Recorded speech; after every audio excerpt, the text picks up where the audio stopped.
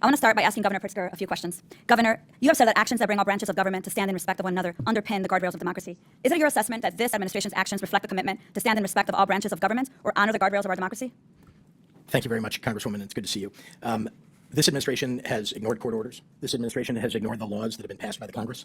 This administration is, in many ways, telling its agencies not to follow what the laws and the regulations that have been on the books. And this administration has been going after people individually and as groups that they believe are opponents of theirs, political opponents of theirs. That is not the way that a president ought to operate. We ought to have a president who follows the rule of law and doesn't break it. Thank you, Governor. I agree with you. In your 2025 budget address, you noted that our state, the state of Illinois, is among the best in the nation for workforce talent, clean energy, educational and scientific institutions, and more. I couldn't agree with you more. Our economy is over $1.1 trillion, the 5th largest in the U.S. and the 18th largest in the world. And I understand that we are one of only 9 states, including New York and Minnesota, whose taxpayers contribute more to the federal government than they receive. So I just want to make sure I put that to the record. This is who we're putting here at a hearing.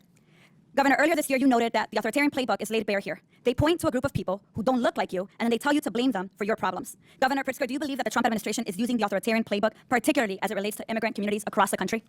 It's clear when you look at every action that they've taken with regard to immigration since they've taken office, including going in and attacking our communities in the state of Illinois. I think in the first week in office, Tom Homan bringing Dr. Phil with him unseriously, and then bringing the very serious ICE officials in to break down doors, to scare communities, to keep people from going to work and so on.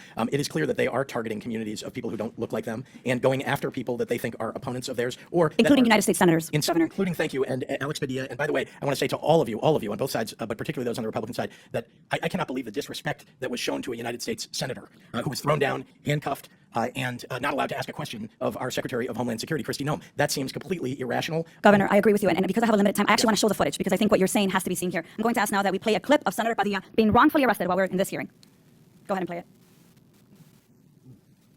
A United States senator. I want to make sure that people see. Other hand, lay flat.